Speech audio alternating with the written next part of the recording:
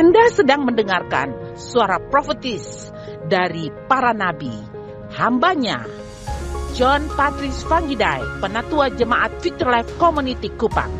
Dengarkanlah dan lakukanlah perintah Tuhan melalui para nabi, maka engkau akan berhasil. Selamat mendengarkan. Hallelujah. Thank you, Jesus. Thank you for Indonesia, Lord. Hallelujah. Amen. Amen. Tuhan, Engkau mati untuk Indonesia diselamatkan. Engkau mati supaya Indonesia dimerdekakan. Merdeka yang sejati, yaitu mengenal Engkau sebagai Tuhan dan Juru Selamat. Waktu yang singkat ini, doa kami, selamatkan Indonesia. Doa kami, saudara katakan selamatkan Indonesia. Doa kami, doa kami. Sekali lagi, doa gereja Tuhan. Doa gereja Tuhan. Indonesia diselamatkan. Apa artinya negeri yang elok? Apa artinya kolam susu? Apa artinya mutiara manikam kalau Indonesia terhilang di hadapan Allah? Doa kami, biar Indonesia menjadi mutiara di hadapan-Mu Bapa. Mutiara yang terhilang tapi ditemukan kembali. Terima kasih Tuhan Yesus. Kami percaya cara Tuhan menyelamatkan Indonesia. Kami percaya ada cara Tuhan menyelamatkan bangsa ini. Agar bersama-sama dengan seluruh orang Madura kami menyembah Allah. Dengan orang-orang Sunda kami menyembah Allah. Dengan orang Makassar kami menyembah Allah. Dengan orang-orang dari Sarawak kita menyembah Allah. Dari Kucing kita menyembah Allah. Dari Kalimantan kita menyembah Allah. Dari Papua kita menyembah Allah. Dari berbagai macam negeri di Nusantara ini menyembah Isa Al-Masih Yesus Kristus Tuhan. Haleluya. Tuhan, kami tidak minta hadiah yang banyak untuk tahun ini 2025. Hadiahkan kami Indonesia. Hadiahkan kami Indonesia diselamatkan. Berikanlah kami Indonesia. Katakan berikanlah kami Indonesia. Berikanlah Indonesia bagi gereja-Mu Bapa. Terima kasih Tuhan Yesus. Haleluya. Indonesia layak memuji Engkau Yesus. Indonesia layak meninggikan Engkau Raja segala Raja. Terima kasih Tuhan Yesus. Haleluya. Saudara, sentuh orang di kanan atau kiri, katakan, Tuhan sampaikanlah kebenaran bagi saudaraku sore hari ini. Haleluya. Amen, amen, amen. Saudara bawa Alkitab saudara, kita akan deklarasi bersama-sama. Sudah ada ya, di screen sudah ada ya Pak John ya. Sudah ada di screen kita. Saudara kasih, saudara bawa Alkitab saudara. Bagi yang belum bawa, minggu depan bawa. Saudara bawa Alkitab saudara, mulai minggu ini dan seterusnya kita akan deklarasi bersama-sama. Bilang di kiri kanan, mulai hari ini dan seterusnya kita akan deklarasi seperti ini. Oke, siap. 1, 2, 3. Ini adalah Alkitab saya. Saya adalah apa yang tertulis. Saya memiliki apa yang tertulis. Saya bisa melakukan apa yang tertulis. Hari ini saya akan diajari firman Tuhan. Saya dengan berani mengakui bahwa pikiranku waspada, hatiku aku takkan pernah sama lagi dalam nama Yesus. Amin. Bilang di kiri kanan, dialah Indonesia diselamatkan. Bilang 2, 3 orang di kiri kanan seperti dialah Indonesia diselamatkan. Amin. Amin. Amin. Amin. Saudaraku yang kasih, merdeka. Merdeka. Saudara merdeka. Merdeka. Kasih pujian bagi Dia. Amin. Umat Tuhan, dalam pesan profetis hari ini kita bicara tentang misteri hari pengangkatan. Kita akan buka Alkitab kita bersama-sama dari Markus pasal yang ke-13. Kita akan membaca beberapa ayat, mulai ayat yang pertama sampai ke-4, lalu ayat 24 sampai ke-30. Saudara bisa membuka Alkitab saudara, Markus pasalnya yang ke-13. Yang sudah temukan katakan amin. Coba cek di sebelah, betul dia sudah temukan, baru katakan amin. Coba cek di sebelah, betul? Yang sudah katakan amin. Ketika Yesus keluar dari bait Allah, seorang muridnya berkata kepadanya, bilang apa?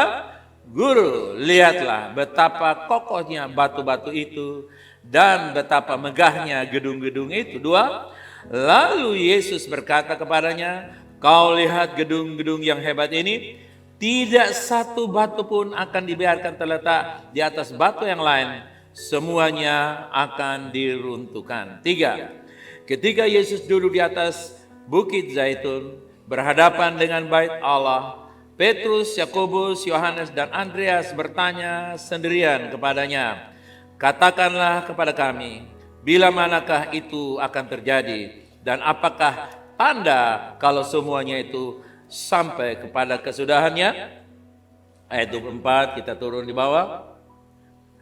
24 sampai 30. Tetapi pada masa itu, sesudah siksaan itu, matahari akan menjadi gelap dan bulan tidak bercahaya dan bintang-bintang akan berjatuhan dari langit dan kuasa langit akan goncang.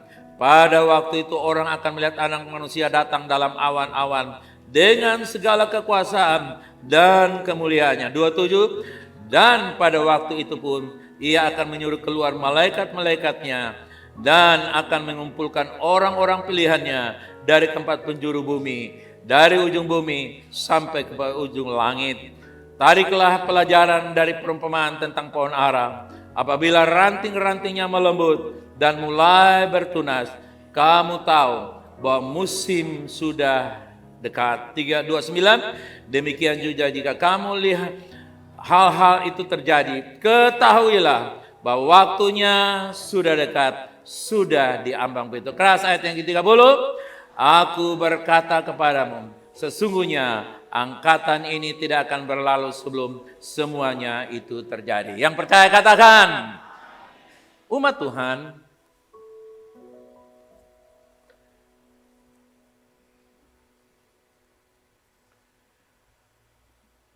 garis bawahi dari ayat yang ke-28, 28 di situ, kalau saudara bisa lihat di screen, saya menandainya dengan huruf warna kuning. Pohon ara. Coba katakan, pohon ara. Apabila ranting-rantingnya melembut dan mulai bertunas. Nah, Bapak Ibu sudah ngerti, katakan tarik pelajaran dari pelajaran. Kenapa pelajaran? Kalau tidak diajar tidak ngerti. Betul kan? Makanya perlu diajari. Sebuah pelajaran harus diajarkan. Yesus mengajarkan kita belajar dari pohon ara. Nah, umat Tuhan, apa yang kita pelajari? Di situ dikatakan pohon ara itu apabila ranting-rantingnya melembut dan mulai bertunas. 29 berkata, bilang apa saudara? Waktunya sudah dekat, sudah diambang pintu. Sebagai pengikut Yesus Kristus, kita semua percaya bahwa Alkitab dengan jelas menyatakan bahwa Allah memiliki rencana bagi umat manusia yang memiliki awal dan akhir. The beginning and the end of the plans of the blueprint of divine. Ya. Rencana ilahi, blueprintnya, cetak birunya dari awal sampai akhir. Bahwa bumi yang kita tinggali hari ini, Indonesia seperti permata yang mahal harganya, mutiara manikam yang mahal harganya ini tidak akan tinggal bertahan selamanya, akan hilang. Nah, kita berkata, laut tidak ada lagi, langit tidak ada lagi, bumi lenyap. Dan itu dalam semua rencana yang Tuhan tetapkan sejak semula. Terlepas dari apa yang diajarkan humanisme, bahwa kita akan berevolusi, berkembang dan menyelamatkan dunia, never. Kita tidak pernah bisa menyelamatkan dunia, sekalipun ada Greenpeace Institution, ada lembaga pencinta hijau atau kedamaian. Mereka usahakan supaya air jangan habis, udara tetap bersih. Indonesia sebagai paru-paru dunia harus pohon-pohon di Kalimantan, di Papua jangan ditebas habis karena Kalau pohon-pohon itu habis, maka ibarat paru-paru manusia akan kering. Indonesia punya peran penting bagi keselamatan kesehatan dunia. Nah, saudara yang kasih, Alkitab memiliki banyak hal untuk dikatakan tentang akhir zaman. Untuk bumi ini selesai, diganti dengan sebuah rencana yang baru. Salah satu hal yang sering diperdebatkan adalah pengangkatan gereja. Teman kita yang ada di depan bisa ikut ya, kalian bisa ikuti. Nah, ya, pengangkatan gereja salah satu isu. Udah kelewatan, saya belum ke sana. Salah satu hal yang sering diperdebatkan adalah ini ya, tentang apa saudara? Pengangkatan gereja, karena disebut misteri. Coba katakan misteri. Misteri itu artinya belum ada orang yang tahu dulu dan akan datang kecuali dibuka sekarang di zaman kita. Untuk itu saudara kekasih, kita lihat Paulus menulisnya di dalam 1 Korintus pasal yang ke-15 mulai ayat yang ke-51 dikatakan, sesungguhnya aku menyatakan kepadamu suatu rahasia. I tell you a mystery. Sebuah misteri. Rahasia. Bahasa Inggris ada the secret. Tapi dia tidak menggunakan the secret. Dia menggunakan a mystery. Satu rahasia, misteri yang tidak ada walaupun zaman dulu sudah pernah kejadian itu, tapi itu tidak akan pernah sama. Di situ dikatakan kita semua akan diubahkan. Coba lihat di kiri kanan, katakan kita akan diubahkan. Wah. Umat Tuhan, kita semua akan diubahkan. Itu adalah syarat bagi orang percaya untuk diangkat. Tidak ada kriteria lain yang tendensinya itu menuju kepada kesombongan rohani. Pokoknya mereka yang percaya, mereka yang diangkat. Mereka yang percaya, tidak ada kriteria yang lain. Seringkali saudara kasih, Paulus bilang begini, misteri itu saya mau kasih tahu bahwa kita semua akan diubahkan. Haleluya. Diubahkan dengan cara yang bagaimana? Yaitu dijelaskan nanti di bawah ayat-ayat itu kita akan mengerti. Tapi intinya saudara kasih, untuk diangkat dalam pengangkatan rapture, maka cukup menjadi orang percaya. Cukup menjadi apa saudara? Tendensi-tendensi yang lain dikatakan bahwa kamu harus banyak berdoa, harus berdoa yang luar biasa, kamu harus setia, kamu harus berkorban. Saudara yang kasih, itu ujung-ujungnya hanya memberitahukan bahwa kamu yang tidak berdoa tidak diangkat, kamu yang tidak setia tidak diangkat, kamu yang tidak beriman sungguh-sungguh yang imanmu lembut seperti tahu, seperti kerupuk yang kena angin, maka kamu tidak diangkat. Never! Yang percaya itu yang diangkat. Siapa yang percaya? Itu yang diangkat. Siapa yang percaya? Itu yang diangkat. Tidak ada kecenderungan yang lain. Lalu saudara tanya, berarti kita tidak boleh berdoa, kita tidak boleh setia, kita tidak boleh punya iman. No. Kalau kamu tahu kamu akan diangkat, kamu akan lebih berdoa lagi. Kalau kamu tahu kamu akan diangkat, kamu akan punya iman yang luar biasa. Kalau kamu tahu kamu akan diangkat, kamu akan setia sampai yang kau diangkat. Amen. Itu yang dimaksudkan. Kamu akan on fire, kamu akan berapi-api untuk Tuhan. Kenapa? Karena kamu tahu yang kamu lakukan hari ini punya dampak kekekalan, membawa engkau masuk dalam kekekalan dan mendapatkan mahkota. Itulah sebabnya kamu tidak hanya sekadar percaya, tapi kamu menjadi orang yang militan. Amen. Tetapi konsep menjadi percaya atau percaya inilah itu dasar. Kenapa? Karena ada pengajaran-pengajaran yang berkata, oh lu model ini tidak diangkat. No. Menurut saya firman Allah berkata, yang percaya dia yang diselamatkan. Amen. Karena kita sudah, yang percaya sudah dipindah, ditransfer dari dalam maut ke dalam hidup. Dari mana saudara? Kalau sudah pindah dari maut ke hidup, karena percaya, ngapain mesti tambah-tambah yang lain? Boleh tambah yang lain. Tapi itu konteksnya bukan untuk kamu diangkat, tapi supaya kamu punya pahala. Haleluya. Apa artinya kamu diangkat, tapi kamu kosong kepalamu botak. Artinya apa? Kamu tidak ada apa-apanya. Di sorga sama dengan kamu Kristen 40 tahun, tapi sama dengan seorang yang Madura yang baru percaya 1 jam lalu mati. Apa artinya lah 40 tahun? Lebih baik kamu jangan percaya sama sekali. Kalau kamu jadi percaya, percayalah yang militan. Katakan amin. Percaya yang sungguh-sungguh. Percaya yang dapat dibuktikan dengan tindakan. Karena iblis percaya hanya gemetar saja. Nah umat Tuhan, jemaat Korintus adalah jemaat yang kanak-kanak rohani dan duniawi. Mereka berzina, mereka pesta pora, mereka bermabuk-mabukan, mereka lakukan berbagai macam dosa yang dilakukan di situ. Dan Paulus menghardik mereka supaya mereka bertobat dari kebiasaan buruk itu karena mereka sudah percaya. Dulu mereka lakukan itu belum percaya. Sekarang mereka sudah percaya, masih melakukan itu. Paulus bilang, you repent. Kamu harus bertobat. Bertobat untuk apa? Bertobat untuk membuktikan bahwa kamu percaya.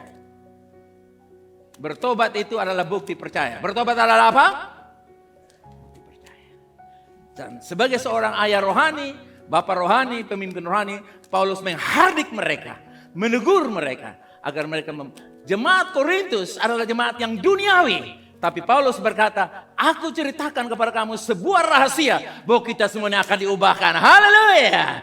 Jadi Paulus bilang, kamu yang mabuk akan berubah, kamu yang pencuri akan bertobat, kamu yang sakit akan bertobat, kamu yang terikat dengan berbagai macam, kamu akan diubahkan oleh Allah. Katakan amin. Jadi Paulus membawa kata-kata yang positif kepada mereka, kata-kata yang membangun iman dan pengharapan mereka, agar mereka bisa melanjutkan meresponi kebenaran tanpa merasa tertuduh. Haleluya. Nah inilah yang disampaikan oleh Paulus di 1 Korintus 15 ini. Nah kemudian ayat yang ke-52. Dikatakan, dalam sekejap mata pada waktu bunyi nafiri yang terakhir, sebab nafiri akan berbunyi dan orang mati akan dibangkitkan dalam keadaan yang tidak dapat binasa dan haleluya, kita semua akan diubahkan. Begitu orang mati dibangkitkan, pada waktu yang sama kita juga mengikuti mereka diubahkan. Dikatakan sekejap mata. Sekejap mata. Coba saudara lihat saya. Ya sudah selesai. Sekejap mata. Sekejap mata dalam bahasa dia memakai atom. Itu halus, sangat-sangat halus. Jadi memang ada unsur orang mati duluan, tapi kitanya ikut dalam sesuatu yang sekejap mata. Seperti yang tadi. Saudara baru lihat saya, sudah selesai. Kita akan diubahkan. Nah saudara enggak sih? Jadi Anda bisa bayangkan, kita diubahkan. Waktu itu yang gigi palsu semua berubah, saudara enggak sih? Yang kacamata tabal sudah berubah semua. Yang Agus agak gundul sedikit di atas mulai berubah, saudara enggak sih? Semua yang tidak beres berubah, haleluya. Mengenakan dari yang binasa diganti dengan tak dapat binasa. Dari yang mana? Diganti dengan yang tak dapat binasa. Mortal change to be immortal, saudara enggak sih? Ya? Dari yang daging diubahkan menjadi rohani. Nah, bunyi nafiri yang terakhir, the last trumpet. Nah, saudara enggak sih, ada orang berkata Donald Trump adalah bunyi trompet yang pertama kali karena dia presiden Amerika Serikat yang ke-45, dan bunyi trompet yang pertama dibunyikan ketika waktu dia jadi presiden 2017, 2021. Oke, saya tidak persoalkan itu. Karena mereka menarik Trump. Trump itu artinya trompet. Donald itu artinya penguasa dunia. Itu benar, dia punya artinya seperti itu. Trompet penguasa dunia telah dibunyikan pertama, yaitu 2017, 2021. Donald Trump jadi presiden yang kedua kalinya adalah the last trumpet, bunyi trompet atau nafiri yang terakhir, 2025, 2029. Menurut pemahaman yang banyak orang di negeri barat, Afrika, mereka menafsirkan seperti itu. Bahwa ketika Trump menjadi presiden yang kedua, mengganti Joe Biden, dia menjadi the last trumpet. 2024, 2025, 2029. Nah, umat Tuhan, kita tidak persoalkan itu, tapi kita akan bahas bunyi trompet, the last trumpet. Coba dikatakan, trompet yang terakhir, katakan. Apa saudara? Trompet yang terakhir. Nah, pada trompet yang terakhir, tiupan trompet yang terakhir, Tuhan akan turun untuk menjemput gereja Tuhan. Seperti magnet. Saudara pernah lihat magnet? Besi berani orang Kupang bilang, saudara lihat? Apa yang terjadi waktu magnet itu didekatkan pada debu-debu? Yang debu angkat atau tidak? Yang ada mengandung besi? Pada waktu Tuhan datang ibarat magnet yang besar. Semua orang percaya akan ditarik dan berkumpul. Amen. Dalam sekejap diubahkan dan berkumpul dengan Tuhan di awan-awan, dan dia bawa kita masuk ke dalam surga, menantikan waktu untuk dia akan datang bersama dengan orang kudusnya. Jadi pengangkatan adalah Tuhan datang untuk kita. Pengangkatan adalah apa? Sedangkan kedatangan Yesus yang kembali, Tuhan datang dengan kita. Saudara jawab, pengangkatan adalah apa? Waktu kedatangan yang kedua, Tuhan datang dengan kita. Haleluya. Itu dia punya SOP-nya seperti itu. Kalau ada perubahan, nanti Roh Kudus akan bukakan lagi. Tapi itu yang saya ngerti. Nah, 1 Korintus pasal yang ke 1 Tesalonika 4, 16, 17. Sebab pada waktu tanda diberi. Apa tanda diberi? Yaitu pada waktu penghulu malaikat berseru dan sangkakala berbunyi. Baca bersama saya. Maka Tuhan sendiri akan turun dari surga, dan mereka yang mati dalam Kristus akan lebih dahulu bangkit. Wow. Next. Berikut. Jangan bermain-main. Sesudah itu, kita yang hidup, yang masih tinggal, akan diangkat bersama-sama dengan mereka yang dalam awan menyongsong Tuhan. Demikianlah kita akan berapa lama? Kasih pujian bagi dia, come on. Saya percaya ini pengharapan yang membuat kita tabrak gunung persoalan diratakan. Amen. Ini pengharapan yang membuat kita tertawa kepada penderitaan dan kekurangan. Amen. Karena dikatakan bersama dalam sekejap yang mati dibangkitkan, kita yang ada diubahkan. Lalu orang bertanya, kakak, bagaimana dengan wanita hamil? Ya kan dalam roh. Anak itu kan ada dalam roh. Hamil itu dia di perut mama, di bumi ini. Tapi dalam roh tidak ada hamil rohani. Dia manusia. Amin. Jadi saudara gak usah gelisah, saudara. Yang hamil-hamil gak usah khawatir, saudara. Oke. Nah, saudara tahu gak sih? Itu misteri yang harus dibukakan baru mengerti. Nah, umat Tuhan, Hari Raya Rosh Hashanah yang juga dikenal sebagai Yom Teruah atau Hari Raya Penyuruhan dalam Alkitab Ibrani, Rosh Hashanah dirayakan sebagai Tahun Baru Yahudi dan jatuh pada bulan Tirsi dalam kalender Yahudi. Masuk ke dalam kalender Indonesia, kita lihat next. Untuk tahun 2025, Rosh Hashanah dimulai pada sunset tanggal 23 September dan berakhir pada malam tanggal 24 September. Bunyi sangkakala. Hari Raya Peniupan Trompet, yaitu Rosh Hashanah, dirayakan dengan peniupan shofar yang merupakan tanduk domba jantan yang ditiup sebagai tanda peringatan dan seruan untuk introspeksi diri. Nah, jadi saudara lihat di sini, itu yang dimaksudkan hari peniupan sangkakala. Itu yang dimaksudkan 1 Tesalonika tadi. Pada waktu tanda diberi, yaitu peniupan sangkakala. Pada waktu tanda diberi, yaitu apa saudara? Sangkakala itu dibunyikan. Nah, saudara tahu nggak sih? Sangkakala itu ada 100 dan 99 itu ditiup sebanyak 10 kali. Jadi 10 ya, ditiup 11 kali. 9, 9, 9, 9, 9. 11 kali ya kan? 11 kali 9, 9, 9 ya kan? Betul kan? Nah yang terakhir, yang trompet yang terakhir Jadi yang pertama itu 99 itu trompet pertama. Baru dikatakan the last trumpet. Trompet yang ke-100. Pada waktu trompet itu dibunyikan, itulah yang disebut hari peniupan sangkakala, jatuh pada tanggal 23 sampai 24 September setiap tahun. Oke? Nah, penggenapan makna hari raya orang Israel dengan kematian, kebangkitan, dan kedatangan Kristus yang kedua kali. Kematian, kebangkitan, kedatangan. Coba katakan, apa saudara? Kematian, kebangkitan, kedatangan. Ini sangat krusial. Apa-apa saudara, apa-apa? Kematian, kebangkitan, kedatangan. Nanti saudara baca di dalam Imamat 23, Tuhan yang menetapkan hari raya dan semua hari raya itu harus dilaksanakan turun-temurun.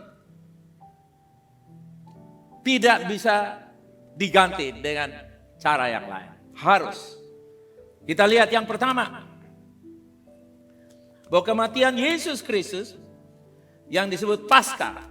Paskah merupakan simbol keselamatan dan pembebasan perbudakan. Kematian Yesus Kristus sebagai anak domba Paskah menggenapi makna Paskah sebagai simbol keselamatan dan pembebasan manusia dari dosa. Dengan kematiannya, Yesus membuka jalan bagi manusia untuk diselamatkan dan dibebaskan dari dosa. Apakah saudara percaya hari ini bahwa Yesus mati untuk manusia? Amin. Oke, sepakat, saya percaya. Yang kedua hari raya apa saudara? Hari raya roti tidak beragi, yaitu melambangkan kehidupan yang bersih dan bebas dari dosa. Kebangkitan Yesus Kristus, tadi kematian Yesus sudah digenapi, sekarang kebangkitan Yesus Kristus dapat dihubungkan dengan makna ini. Karena kebangkitannya menunjukkan kuasa Allah atas dosa dan maut, serta membuka jalan bagi manusia untuk hidup dalam kebenaran dan kekudusan. Apakah saudara percaya akan hal ini? Sekali lagi katakan amin. Apa saudara percaya akan hal ini? Yes, kita sepakat. Yang ketiga, kasih dikirkan yang ketiga apa? Raya buah sulung, yaitu merupakan simbol dari syukur atas berkat Tuhan, kebangkitan Yesus Kristus. Apakah saudara percaya Yesus mati dan bangkit? Oke, tiga napi. Hari raya, apa namanya tadi? Buah sulung. Oke, the first fruit. Yesus pertama dibangkitkan. Kalau Lazarus itu dibangkitkan oleh Yesus. Dan Lazarus mati kemudian hari. Betul kan? Tapi Yesus, dia dibunuh oleh manusia. Dan dia dibangkitkan oleh Roh Allah sendiri. Dan dia hidup untuk selama-lamanya. Lazarus mati dan dibangkitkan oleh Yesus. Tidak hidup untuk selama-lamanya. Entah mati kapan, saya kurang tahu. Tapi dia sudah mati. Yesus pertama kali mati dan bangkit oleh kuasa Allah. Dia the first fruit. Buah sulung itu. Yang keempat. Hari Raya 7 Minggu atau Pentakosta. Merayakan pemberian Taurat dan panenan gandum. Penggenapan makna hari raya ini dapat dihubungkan dengan pencurahan Roh Kudus pada hari Pentakosta setelah kebangkitan Yesus. Saudara percaya Yesus mati bangkit terangkat ke surga dan Roh Kudus dicurahkan? Amin. Sudah digenapkan semua, bukan? Kita semua penuh Roh Kudus dan sebagainya. Nah, hari raya yang kelima sekarang. Hari raya peniupan serunai atau sangkakala menandai awal tahun baru dan kesadaran akan kedaulatan Tuhan. Penggenapan makna hari raya ini dapat dihubungkan dengan penggenapan makna hari raya ini dapat dihubungkan dengan kedatangan Kristus yang kedua kali, di mana Yesus akan kembali sebagai Raja dan Hakim dalam segala ciptaan. Perhatikan, hari raya ini satu-satunya hari raya yang tidak diketahui oleh semua orang Israel. Yang 1 sampai 4 itu bulan muncul, bulan purnama, orang tanda ini hari raya Paskah. Bulan muncul ini hari raya buah sulung. Bulan purnama muncul, ini hari raya Pentakosta, panen gandum. Tapi hari yang kelima, tidak ada bulan apapun. Kecuali Tuhan menunjukkannya. Makanya sih tadi dikatakan, itu ada kedaulatan Tuhan di sana. Nah, saudara yang kasih, kita lihat. Ini sama dengan Lukas 12:40. Baca bersama saya 2, 3.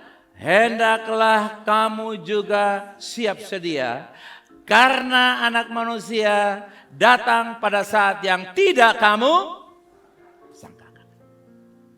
Karena tidak ada orang yang tahu bulan itu jatuh pada tanggal berapa. Peniupan sangkakala akan terjadi kapan? Mereka tidak tahu. Saya mau tanya kepada saudara, pertanyaan ini. Kalau tadi saudara percaya Yesus mati, bangkit, naik ke surga dan Roh Kudus turun hari Pentakosta.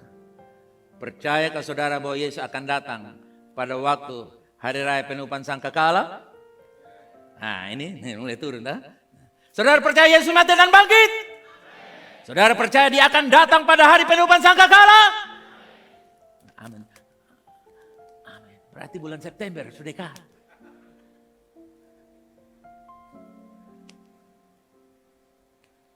Nah, saudara yang kasih, Yesus sedang berbicara kepada orang Yahudi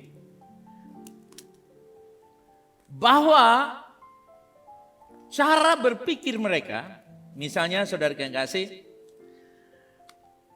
Yesus berbicara peniupan trompet, tapi dia tidak berbicara langsung. Nah, saudara tahu cara orang Yahudi menyampaikan sesuatu itu tidak lurus-lurus. Misalnya saudara yang kasih, pada waktu pemuda yang kaya itu berkata, saya tahu bahwa Allah itu baik. Yesus bilang begini, ya memang tidak ada seorang pun yang baik kecuali apa? Allah. Nah pertanyaannya kalau saudara lurus-lurus, saudara bilang, tidak ada seorang pun yang baik kecuali Allah. Berarti Yesus baik atau tidak baik? Jawab saya. Tidak ada orang yang baik kecuali Allah. Berarti Yesus baik atau tidak? Yesus tidak baik. Loh, hanya kan dia bilang pada orang muda itu, Tuhan, tidak ada yang baik. Ya, tidak ada yang baik kecuali Allah sendiri. Kalau saudara mengerti bahwa Yesus berkata, memang tidak ada orang yang baik, hanya Tuhan. Kenapa? Saya ini Tuhan. Dengan kata saya ini Tuhan. Saya dengan Tuhan sama. Kita semua baik. Tidak ada orang yang baik kecuali Tuhan. Saya di dalam, tapi dia tidak bilang saya. Kenapa? Karena dia adalah Tuhan. Cuman konsep berpikir orang Yahudi harus dipahami. Bahwa kalau dia bilang dia Tuhan, dia tidak langsung. Saudara masih ingat juga?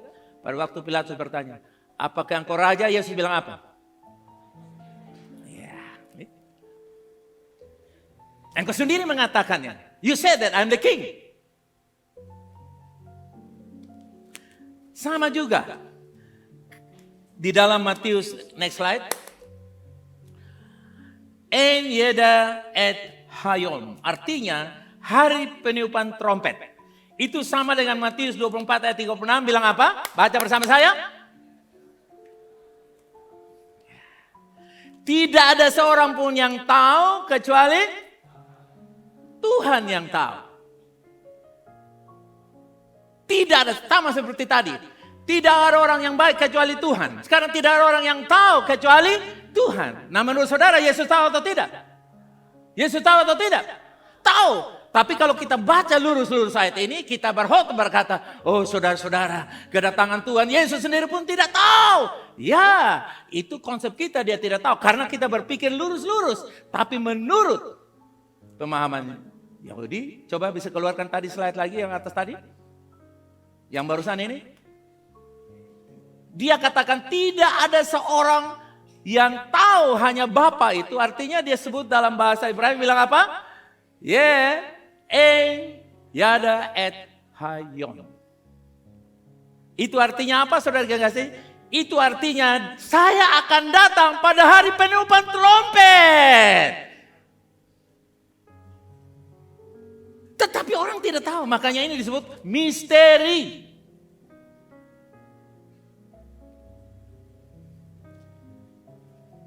Oke? Kita lihat saudara yang kasih.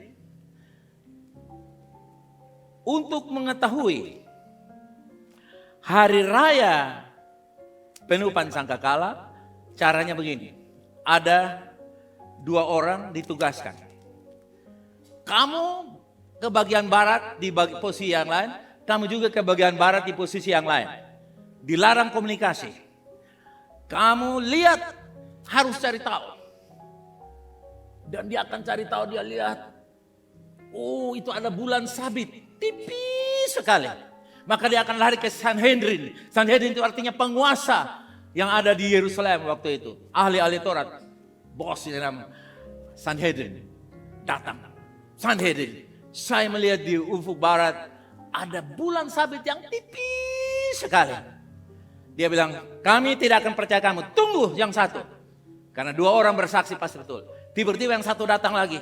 Sanhedrin, betul. Saya melihat di posisi saya melihat ada bulan tipis sekali. Dan apakah kamu sudah bersekongkol? Oh tidak, kami tidak pernah bersekongkol, kami tidak pernah bicara-bicara. Karena inilah kesaksian yang kami lihat. Maka saudara ingat, tadi ada satu trompet yang terakhir. Maka Sanhedrin berkata, this is the last days for the last trumpet. Inilah hari di mana trompet yang terakhir yang ke-1 dibunyikan. Inilah hari peniupan serunya. Lalu tiuplah sangkakala dan mereka nyalakan api di seluruh kota itu supaya orang rakyat bersama-sama datang. Oke? Sudah masih ingat 5 anak darah? Mereka pegang lampu kan? Nah itu ibarat seperti itu. Mereka bikin cahaya lampu, lalu orang mulai datang berkumpul di situ merayakan hari peniupan sangkakala. Nah, kita di Indonesia, kita punya saudara-saudara yang Muslim, biasanya menjelang Lebaran, saudara masih ingat? Mereka mau tentukan Idul Fitri, lihat apa saudara? Hilal. Masih ingat tahu itu kan? Hilal. Nanti kalau NU sudah biasanya dengan pemerintah, sudah sepakat tanggal berapa Lebaran begitu. Tapi Muhammadiyah tidak. Tunggu dulu. Nanti mereka lihat hilal di ufuk barat sana, baru mereka tentukan. Oh ternyata tidak kelihatan. Maka Lebaran besoknya, saudara kekasih. Oh kalau kelihatan, Lebaran hari ini, bilanglah kelihatan. Maka diumumkan Idul Fitri jatuh pada tanggal berapa. Oke? Itu hilal. Praktek itu sama dengan bangsa Israel mencari bulan sabit yang tipis untuk menentukan hari perayaan peniupan sangkakala. Nah, satu-satunya hari raya yang tidak dikasih tahu kapan tanggalnya, itulah hari peniupan sangkakala. Sama dengan Yesus berkata, hari dan kedatangan tak seorang pun yang tahu. Yang mengerti bisa katakan amin?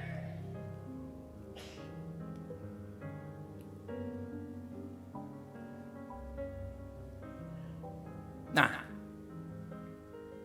mereka menghitung pada tahun ini, tahun 2025, hari peniupan sangkakala itu sudah kelihatan bagi orang Israel jatuh pada tanggal 23 dan 24 September 2025. Pertanyaan saya seperti nomor 1, 2, 3, dan 4. Yang kelima, apakah saudara percaya bahwa hari itu akan datang tanggal 23, 24 September 2025?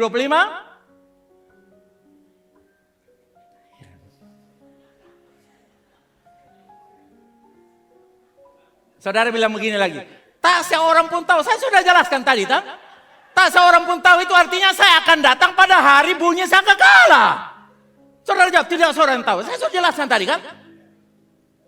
Bahwa Yesus bilang tak seorang pun tahu itu artinya pada pengertian bahasa Ibrani yang saya tulis tadi itu artinya saya akan datang pada hari peniupan. Nah sekarang saya tanya, penelitian orang Israel mereka sudah tetapkan bahwa tahun baru mereka Rosh Hashanah itu jatuh pada tanggal 23 dan 24 September 2025. yaitu hari penutupan sangkakala, di mana Yesus akan datang dan menjemput gereja Tuhan. Saya mengulangi perkataan mereka. Saudara percaya? Oh, rala masyikara. Ini dia.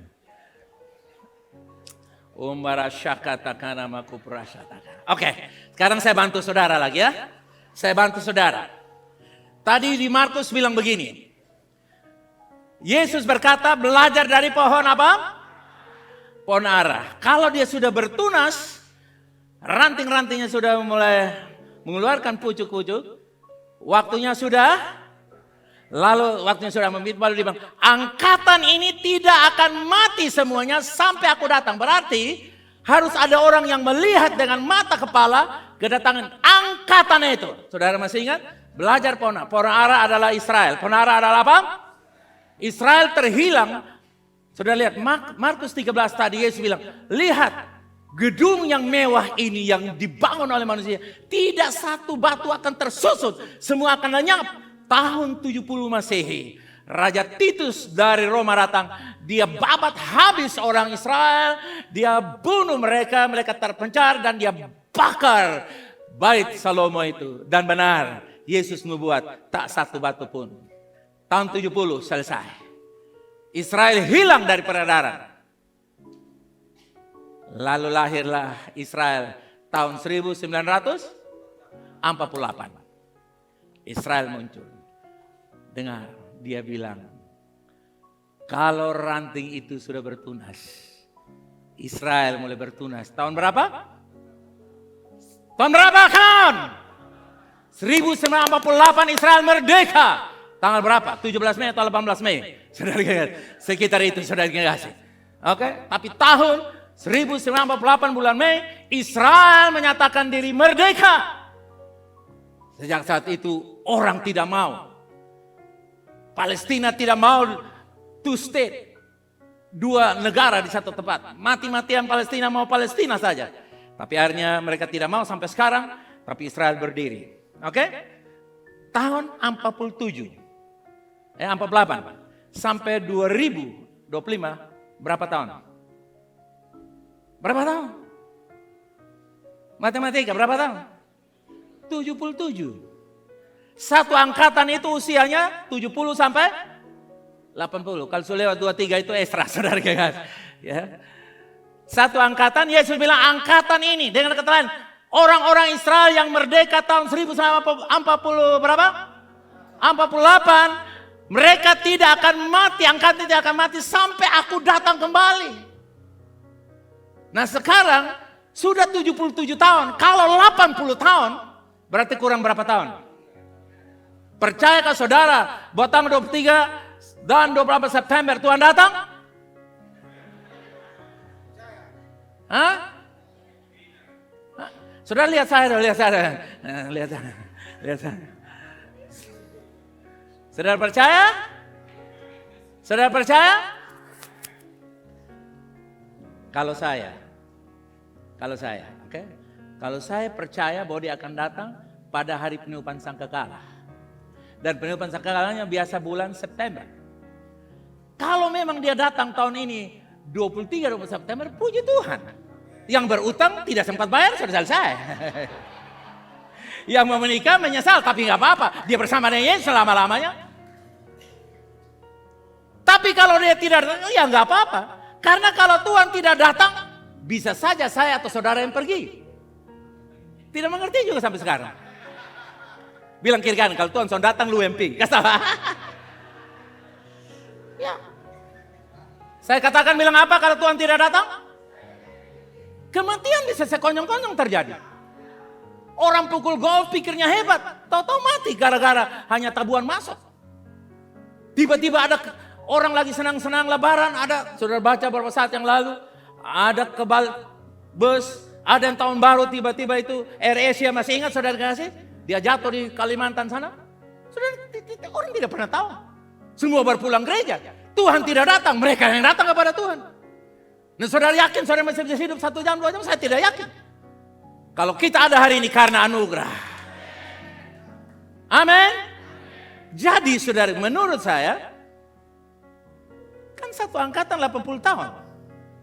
Menurut saya, kalau jadi 23 September 2025, puji Tuhan. Kita bebas. Amin. Amin. Tidak bilang. Malu-malu ya. Kalau jadi 23 September 2025 Tuhan datang, ayo amin. Tapi kalau tidak next September kita siap. Menurut saya September 27 atau 28. Karena mau tutup kan 3 tahun toh. 25 kan masih tinggal 3. 26, 27, 28. Salah satu. Menurut saya sih. Kan perhitungan satu angkatan kan. Tapi kalau terjadi besok lusa kita yang pergi, lebih siap. Bilang kira kan, lebih lu siap dari sekarang. Jangan tunggu pulang gereja, siap sudah dari sekarang. Tapi jangan sampai kita tidak sampai ke rumah, kita tidak pernah tahu. Haleluya, kasih pujian bagi Dia agama. Saudara lihat, Dia mati hari Paskah. Dia bangkit pada hari Buah Sulung. Roh Kudus turun. Lalu perayaan. Sekarang satu hari yang berikut kita lihat, yaitu yang ke-6. Hari raya apa saudara? Pendamaian Yom Kippur. Merupakan simbol pengampunan dosa dan pendamaian dengan Tuhan. Kematian Yesus Kristus menggenapi mana hari raya ini. Maka kematiannya menjadi pendamaian bagi dosa-dosa manusia. Dan membuka jalan bagi manusia untuk berdamai dengan Tuhan. Percayakah saudara akan hal ini? Amin? Ini akan terjadi pada waktu pemerintahan kerajaan 1000 tahun. Karena waktu kerajaan 1000 tahun dia datang dengan orang kudusnya. Waktu itu iblis diikat. 1000 tahun dilepaskan dalam lubang yang tak berdasar. Setan diikat, dibuang ke sana. Dan manusia hidup dalam damai Tuhan. Millennium Kingdom of Christ. Kerajaan 1000 tahun. Ini akan terjadi. Lalu yang terakhir. Hari Raya Pondok Daun. Yaitu melambangkan perlindungan dan pemeliharaan Tuhan. Pengenapan makna hari raya ini dapat dihubungkan dengan perlindungan dan pemeliharaan Tuhan bagi orang percaya selama masa kesukaran besar sebelum kedatangan Kristus yang kedua kali, serta perlindungannya bagi orang percaya selama berapa tahun? Lewat masa 1000 tahun, ini yang disebut saudara kekasih, Hari Raya Tabernakel. Tabernakel, surga turun dari bumi. Dan kita ada bersama dengan Tuhan. Dalam kekekalan, di bumi yang baru, langit yang baru. Dikatakan sana, laut tidak ada lagi. Nah saudaraku yang kasih, saya percaya kita akan dan sepakat untuk kita mau menggenapi ini. Nah saudaraku yang kasih, kerajaan 1000 tahun. Next. Kerajaan 1000 tahun Kristus di bumi dijanjikan dalam Wahyu 20 ayat yang keempat. Yaitu saudara kekasih, kalau kita baca, perhatikan dalam Wahyu 6 sampai 18. Wahyu berapa saudara? 6 sampai 18. Di sana tidak diceritakan tentang gereja.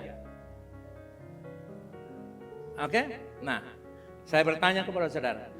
Kalau Wahyu 6 sampai 18 tidak diceritakan tentang gereja, berarti gereja ada atau tidak ada? Hah?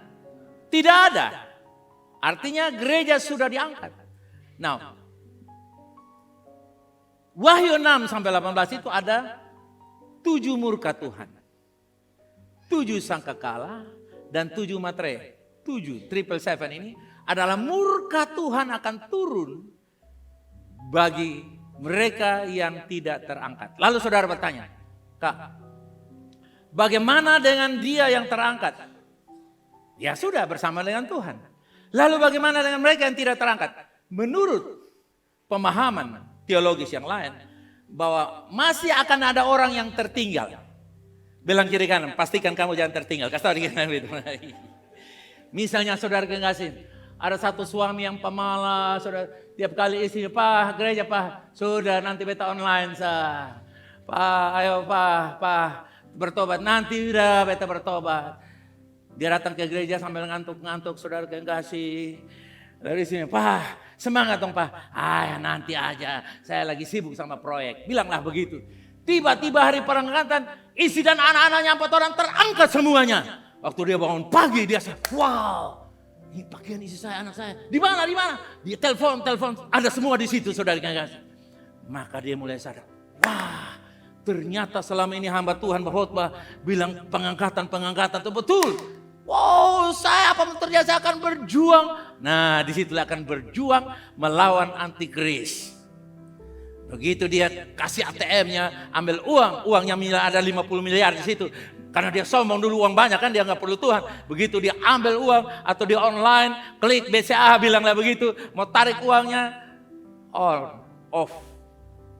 Lalu terus di bawah, silakan hubungi sentral.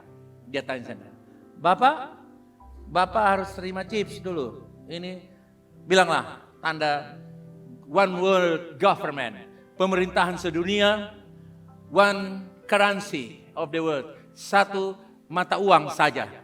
Kenapa Bapak punya uang kita tutup? Kita akan ada proses baru. Kalau Bapak setuju, kita akan kasih masuk chips di Bapak dan Bapak bisa cairkan uangnya. Dia ingat tipu istri atau ingat uang? 50 miliar, mati neraka atau bersama istri dan anak-anak sudah surga sana? Dia bilang apa? Tunggu bertanya pendeta dulu. Nah, dia paling tidak suka dengan pendeta. Mau tidak datang ke pendeta. Bapak, deku istri dan anak sudah angkat semua. Ternyata pendeta sudah diangkat, saudara kekasih. Dia hanya ketemu majelis gereja saja, saudara. Karena majelis gereja, orang bukan Kristen. Karena gereja besar, maka tetangganya yang sembahyang di hari bukan minggu itu disuruh jaga gereja, kasih keliling gereja. Dia tanya, Mas Abdullah, Bapak pendeta mana? Sudah mereka enggak ada dari minggu lalu kok. Entah mereka kemana, aku enggak tahu. Itu sudah, itu rapture namanya Pak Abdullah. Saya tertinggal juga nih Pak. Lalu Abdullah bilang, Masya Allah, kok Pak bisa tertinggal? Oke? Bilang kiri kanan, pastikan kamu terangkat. Sebab kalau kamu tertinggal, makanya yang pemalas berdoa saya, lebih dengar saya sore hari 17 Agustus Indonesia Merdeka. Lembutkan hatimu sudah. Kok itu pohon ara yang keras saya lembut kok, kenapa kamu masih pokoknya bait batan. Apa yang main game, nonton apalah ini tim bola kaki mau main hari-hari jam-jam 3 sampai siang mulai begini. No. Berdoalah, memberilah, melayani. Yang setuju katakan amin. Supaya terang. Karena nanti bangsa Israel, mereka yang nantinya akan menerima 144.000 di dalam Alkitab itu, mereka adalah saksi-saksi Kristus yang hidup, yang nantinya itu orang-orang Israel yang bertobat, mereka percaya kepada Tuhan, dan pada waktu kedatangan yang kedua itulah mereka akan diangkat. Tapi kamu kan bukan orang Israel, kamu Timur asli, Jawa asli. Tidak ada yang bilang amin ya. Buktinya dari pakaianmu kamu tahu. Oke? Bangsa Israel lah. Kenapa? Nanti bangsa Israel akan menerima Mesias palsu. Yang akan duduk di bait Allah. Dan 3 tahun setengah pertama dia akan memerintah dengan aman semuanya. Begitu 3 tahun setengah pertama selesai, kedua, dia nyatakan diri. Saya adalah Allah. Saya menguasai dunia, saya menguasai agama dunia, saya menguasai uang-uang di seluruh dunia. Menyembah saya atau kamu mati. Disitulah aniaya yang belum pernah ada terjadi jika waktu tidak dipersingkat. Nah, untuk itu saudara kekasih, kita baca di dalam Wahyu pasal yang kedua, Wahyu 19 tidak menyebutkan pengangkatan, meskipun disitulah pengangkatan pasca kesusahan sudah sedang terjadi. Oke, kita lihat Wahyu pasalnya yang ke-19 ayat yang ke-6 sampai 9. Lalu aku mendengar seperti suara himpunan besar orang banyak seperti desau air bah dan seperti deru guru yang hebat, katanya. Baca kuat. Haleluya. Karena Tuhan Allah kita yang Maha Kuasa dalam menjadi raja. Ayat 7. Marilah kita bersukacita dan bersorak-sorai dan memuliakan Dia karena hari perkawinan domba telah tiba dan pengantinnya telah siap sedia. Ayat 8. Dan kepadanya dikaruniakan supaya memakai kain lenan halus yang berkilau-kilauan dan yang putih bersih. Lenan halus itu adalah perbuatan-perbuatan yang benar dari orang-orang kudus. Ayat 9 kuat. Lalu ia berkata kepadaku, tuliskanlah Berbahagialah orang yang diundang ke perjamuan kawin anak domba. Katanya lagi kepadaku, perkataannya adalah benar, perkataan dari Allah. Katakan amin.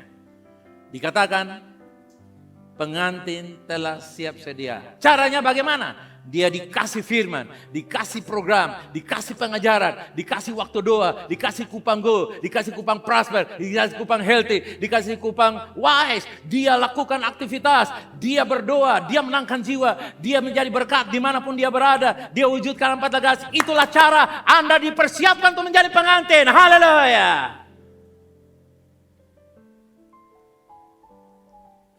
Jangan pernah menahan dirimu untuk tidak disiapkan oleh Allah. Amin. Tuhan memakai gereja Tuhan, rasul, nabi, guru, gembala, penginjil. 5 jabatan itu dipakai oleh Tuhan untuk mewartakan kebenaran Allah. Kebenaran. Yang saya sebut tadi 23 September itu saudara mesti cari dalam bahasa Inggris. Dalam bahasa Inggris hanya satu saja. Tapi dalam bahasa Inggris itu lagi heboh di seluruh dunia hari ini. Heboh. Kalau saudara ikut dalam bahasa Inggris. Bahasa Indonesia hanya satu saja. Yang berani orang itu. Dia bicara 23 September tentang hari peniupan sangkakala itu. Dan memang betul itu hari peniupan sangkakala. Nah, umat Tuhan terakhir. Kata rapture tidak muncul dalam terjemahan Alkitab bahasa Inggris. Istilah ini berasal dari kata Latin yang berarti membawa pergi, mengangkut dan merenggut. Bawa pergi, mengangkut, merenggut. Meskipun kata rapture tidak dalam konsep membawa pergi, diajarkan dengan jelas dalam kitab suci. Dikatakan, aku akan datang dan membawa kamu pergi. Supaya di mana aku berada, di situ aku berada. Jelas, trompet. Trompet yang terakhir segera akan dibunyikan. Itulah sebabnya di perayaan Indonesia Merdeka hari ini, pastikan kita orang-orang yang merdeka. Amin. Mari kita bangkit berdiri, kita nyanyikan satu lagu tadi bersama-sama. Kita haleluya. Kita bangkit berdiri, kita nyanyikan Tuhan memiliki gerangan. Satu lagu itu bersama-sama untuk merespon. Bilang di kiri kanan, jangan takut, Tuhan menyertai kita. Amin. Haleluya.